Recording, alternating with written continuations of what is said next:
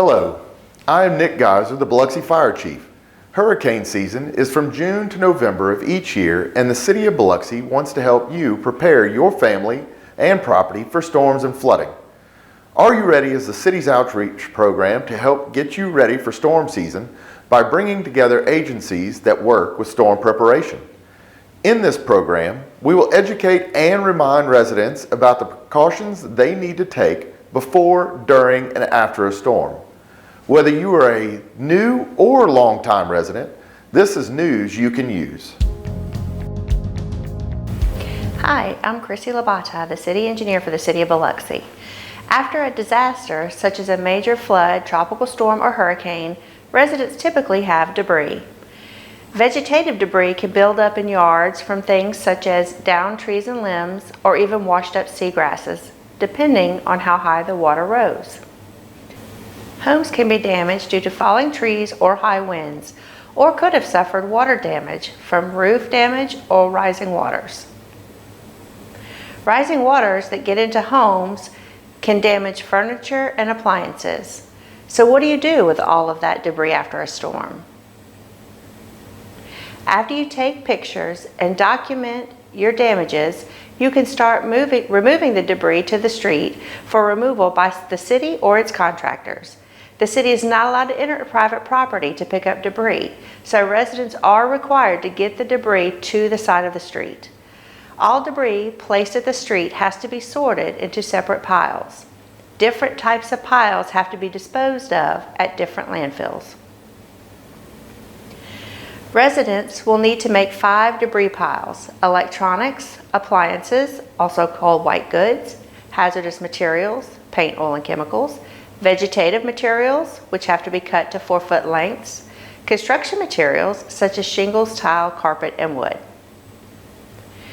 When making the separate piles, there are a few things to remember that are very important.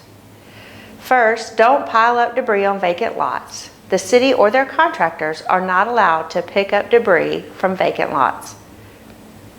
Second, make sure that your debris piles are far enough apart that they can be picked up without disturbing your other piles. And make sure that those piles are as close to, but not in, the street as possible, so that equipment can reach them. And last, make sure your piles are at least 5 feet away from fire hydrants, mailboxes, fences, power pole guy wires, or any other obstruction. If these guidelines aren't followed, the city may not be able to pick up your debris. Following these pointers will help the city get the debris removed as quickly as possible. Now that we know how to pile up debris, how long is it going to take the city to remove that debris? As soon as it's safe to drive after the storm, the city will start to push debris out of the city streets and start to assess how much debris is present. Depending on the volume of debris, the city will either pick up the debris or will bring in a debris removal contractor. This typically starts within a week. The city encourages residents to get their debris to the right-of-way as soon as possible, but we do know that it takes time. How long it takes to collect all the debris to be removed really depends on how much debris is present. When there is not a lot of debris present, the city can typically make one pass through the entire city in 2 weeks. The city does a minimum of 3 complete passes through the city to make sure all the debris is removed. Before making the last pass, the city will publicize that information so that residents know ahead of time. We try to stay in constant contact with residents throughout this process. If you have any questions or concerns, either now or during a debris removal project, residents are always welcome to call the City Engineering Department at 228-435-6269. Residents can also visit FEMA.gov or MEMA.gov for additional information on debris removal. Thank you. Are you ready? This is Jerry Creel, City of Biloxi Community Development Director, with a reminder that hurricane season officially begins on June 1st. And if you do not have flood insurance, now is the time to get it. Remember that flood insurance policies take 30 days to go into effect, and no policies are issued once a hurricane enters the Gulf. Whether you're in a flood zone or not, flood insurance is very important. Hurricanes do not know or respect flood zone boundary lines. Now is also a great time to check your property for potential problems. Clean up around your yard, make sure there are no obstructions in your ditches or drainage easements. If you have flood vents in your home or accessory structures, clean them now and remove any obstructions so that they can function properly. Also, be sure to collect all of your important documents and put them together in one safe place. You can never be too careful, and it pays to be prepared. Lastly, if you have to make repairs after a storm, check with our office to make sure that your contractor is licensed and insured. Never give a contractor cash in advance, and make sure that he pulls a permit in his name. If you have any questions, feel free to call our office at 228-435-6280. Thank you and have a great day. Hello, I'm Michael Strickland, Captain of the Marine Patrol Division with the Mississippi Department of Marine Resources. I'd like to take a few minutes to remind the residents of Mississippi of the importance of preparing your vessels for the upcoming hurricane season. Preparation is the key, so be sure to have a plan in place. First, file a float plan. An example of the information contained in the float plan can be located on our website at www.dmr.ms.gov. It is not necessary to file the float plan with our agency, but it is a great tool to distribute to family and friends. Don't wait until the last minute to start your relocation plans. Start early and allow yourself ample time to accomplish your goals. Make sure your vessel is seaworthy, operational, and is equipped with the required safety items. When transiting to your intended safe harbor location, be aware of your surroundings and the wake your vessel may cause. Many of the safe harbor locations are in shallow, narrow waterways surrounded by private property. So please be aware of your speed and the wake your vessel causes as to not damage personal property. Storm or no storm, as the vessel captain, you are responsible for your wake and the damage it may cause. Be aware of the water hazards, especially after the storm when debris will be more prevalent. When securing your vessel, please ensure that you are not anchoring or mooring your vessel in a marked navigational channel. Obstructing a navigational channel is a violation, and you could be cited and face possible fines. Also, consider your vessel's size for proper mooring to ensure that it does not come loose during the storm or its surge. If you'll be utilizing a generator on your vessel, please ensure you have adequate ventilation to prevent the accumulation of carbon monoxide gases. Carbon monoxide is a colorless and odorless gas that can lead to serious tissue damage and possible death. If you'll be storing excess fuel on your vessel, please ensure that the storage canisters are secured properly as to not be introduced into the environment. This could result in short and long-term damage to Mississippi's natural resources. It is also important to remember that the Office of Marine Patrol must suspend operations once the sustained wind speeds reach 45 miles per hour. Wind speeds must subside to less than 45 miles per hour before Marine Patrol can resume emergency responses. Lastly, know the limitations of you and your vessel. Please do not underestimate the dangers associated with a named storm. Be safe, start planning now, and thank you. Hello, I'm Katie King with the Humane Society of South Mississippi. It's important to be sure to include your pet's needs in your disaster preparedness plan and evacuation pack. Here are some tips for your pets before, during, and after a storm. Be sure that your pet is microchipped and that your contact information is up to date. HSSM can assist you with this for a minimal fee. Make sure your pet has a proper ID and make sure you have recent photos handy. Bring crates large enough for your pet to stand or lie down in comfortably.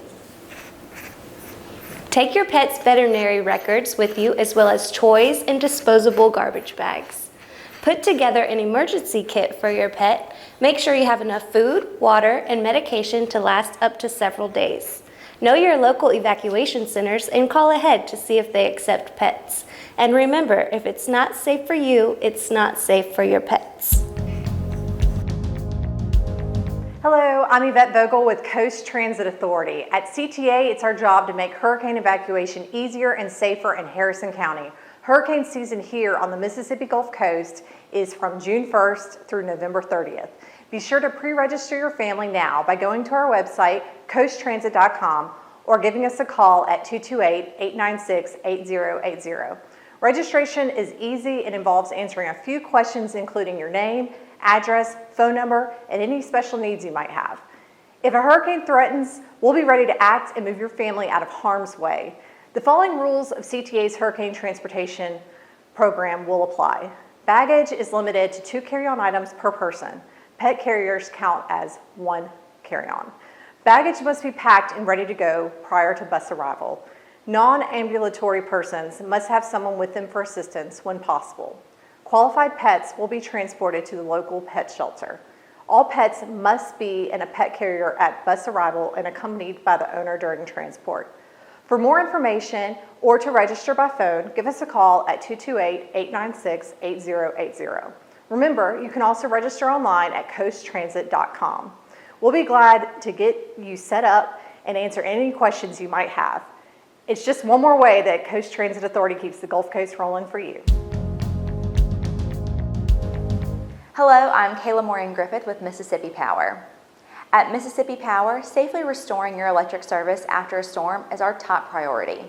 We are constantly making updates to strengthen our system, to reduce the length of an outage, and to get the lights back on safely and efficiently.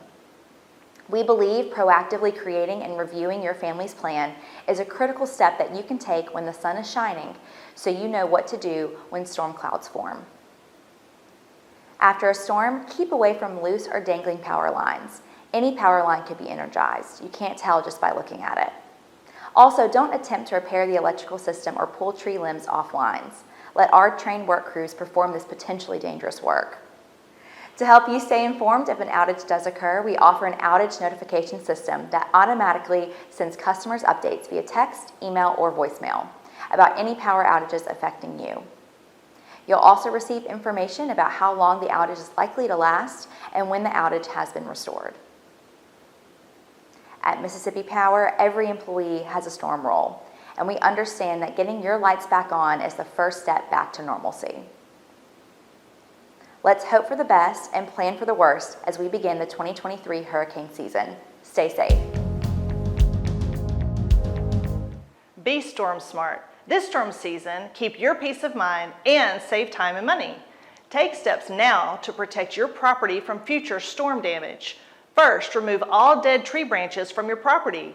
Even if they are far from your home or another structure, they can become dangerous if swept up by strong hurricane winds. Also make sure that your home is free from overhanging limbs. Keep in mind that clearing branches can be dangerous, so it's usually best to hire a professional. When you plant a tree near your home, keep a distance greater than its full-grown height between the tree and the structures on your property. For more tips on protecting your home this storm season, see the Mississippi-Alabama Sea Grants Homeowners Handbook. The handbook is free of charge and shares cost-effective pointers on how to reduce the risk of property damage. The handbook also covers useful information about financing home improvements, good news for you and your pocketbook. Save money and get smart by contacting me for your copy of the Homeowner's Handbook today, or visit masgc.org and search for Homeowner's Handbook. Protect your home today. Tornado tales. Have you been impacted by a tornado? Were you in or near a strong storm that made you concerned about tornadoes? Were you warned that a tornado could impact you? Then tell us your story using the Tornado Tales tool. The Tornado Tales Citizen Science tool will be used to help scientists understand how individuals receive, interpret, and respond to information from NOAA relating to tornadoes, including whether tornado watches and warnings were received and how individuals responded and took action to protect themselves and their loved ones. If you were impacted by severe weather, and especially tornadoes, Please help scientists at the National Severe Storms Laboratory understand how you received watches and warnings, plus what you did to help protect yourself and your loved ones. Google Tornado Tales. The site is easy to use and your information is protected. Join the growing number of people helping to improve severe weather preparedness by sharing your information today. Tornado safety. Did you know that more than 50% of tornadoes in the southeast occur at night? Nocturnal tornadoes contribute to multiple fatalities each year. Why? Because most people are asleep when the tornadoes come through and have silenced their phones so they do not receive the warnings.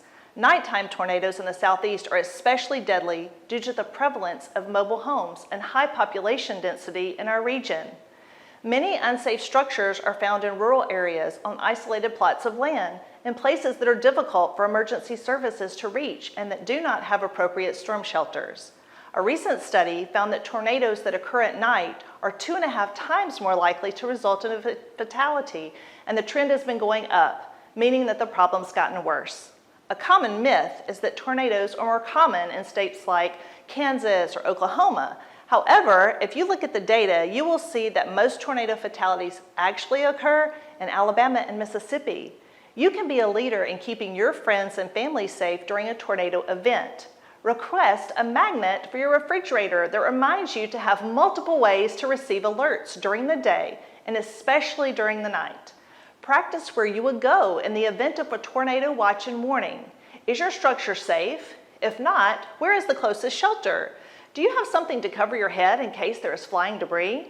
How will you reach family members to let them know you are safe?